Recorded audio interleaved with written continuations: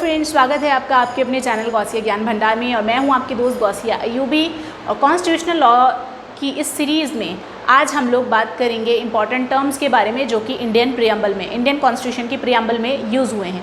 जी हाँ दोस्तों, कल भी हमने इस टॉपिक के बारे में बात की थी, कुछ टर्म्स हमने कल डिस्कस किए थे। आज हम लोग आगे के कुछ टर्म्स जो हैं इसमें डिस्कस करेंगे जो भी हमारे इंडियन कॉन्स्टिट्यूशन के उद्देशिका में, प्रीएम्बल में यूज़ हुए हैं टर्म्स। ओके गाइस, तो क्लास को आगे बढ़ाने से पहले अगर आप लोगों ने मेरे चैनल को सब्सक्राइब नहीं किया है तो सबसे पहले मेरे चैनल को सब्सक्राइब कर दीजिए।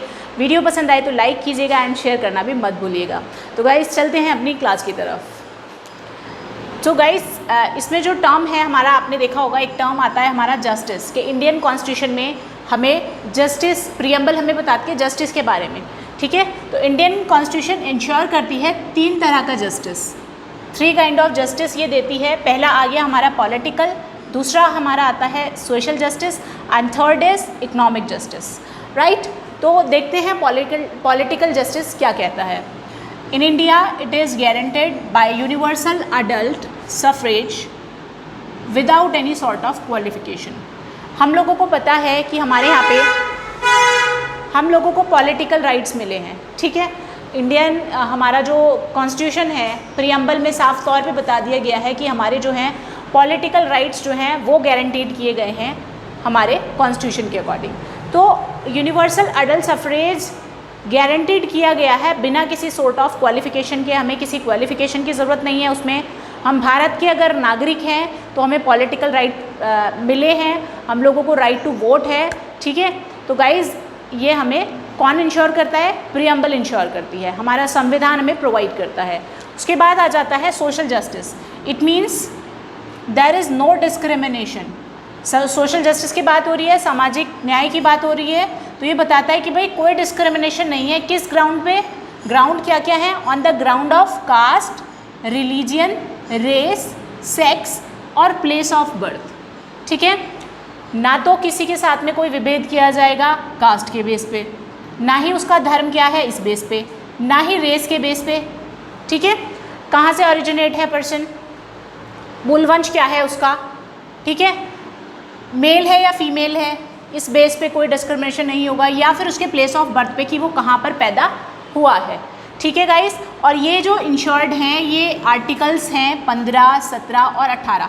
वैसे तो अगर हम राइट टू इक्वालिटी की बात करें तो 14 to 18 हमें राइट टू इक्वालिटी मिला है, लेकिन अगर हम स्पेसिफिकली बात करें डिस्क्रिमिनेशन की कि इन ग्राउंड्स पे कोई भी डिस्क्रिमिनेशन नहीं होगा, तो ये इंश्योर करते हैं स्पेसिफिकली 15, 17 और 18, आर्टिकल 15, 17 और 18, ठीक है। आगे चलते हैं इकोनॉमिक जस्टिस की तरफ। तो कहता है it means that there is no discrimination on the economic grounds, यानी कि किसकी आर्थिक स्थिति कैसी है उसके हिसाब से उसको समाज में जो है डिस्क्रिमिनेट नहीं किया जाएगा। हमारे राज्य में, हमारी कंट्री में उसको जो है डिस्क्रिमिनेट नहीं किया जाएगा कि अगर किसी की आर्थिक स्थिति कमज़ोर है तो उसको जो है गलत नज़र से देखा जाए, गलत नज़रिए से देखा जाए, या उसको शिक्षा ना दी जाए, या उसको अपॉर्चुनिटीज़ नहीं मिले, ठीक है। ये सारी चीज़ें कहने का क्या मतलब है, आर्थिक स्थिति के ग्राउंड पे, इकोनॉमिक ग्राउंड पे किसी के साथ में कोई डिस्क्रिमिनेशन नहीं होगा। तो इस तरह से हमें 3 तरह के न्याय मिले हैं, पॉलिटिकल, सोशल एंड इकोनॉमिक।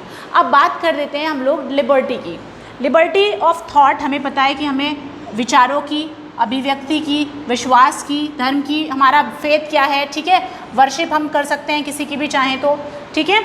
विचार, अभिव्यक्ति, विश्वास, धर्म और उपासना की स्वतंत्रता जो है हमें मिली है, ठीक है। कॉन्स्टिट्यूशन का हमारा प्रीएम्बल बताता है इट इज़ इम्पॉर्टेंट और essential you can say for free society that helps in mental and spiritual development of the individual. जी हाँ दोस्तों, अगर हमें ये 5 तरह की स्वतंत्रता ना मिलती या हमारे पास नहीं होती तो हम एक समाज, सोसाइटी में, जो हमारा समाज है एक आज़ाद समाज में नहीं रह पाते। तो आज़ाद समाज के लिए, फ्री सोसाइटी के लिए बहुत ज़्यादा ज़रूरी है। ये हमें हेल्प करता है मेंटल एंड स्पिरिचुअल डेवलपमेंट में, हर पर्सन की, पर्टिकुलर पर्सन की, हर इंडिविजुअल की, ठीक है। तो अगर हमें चाहिए कि हम लोग इंडिविजुअली जो है हम लोगों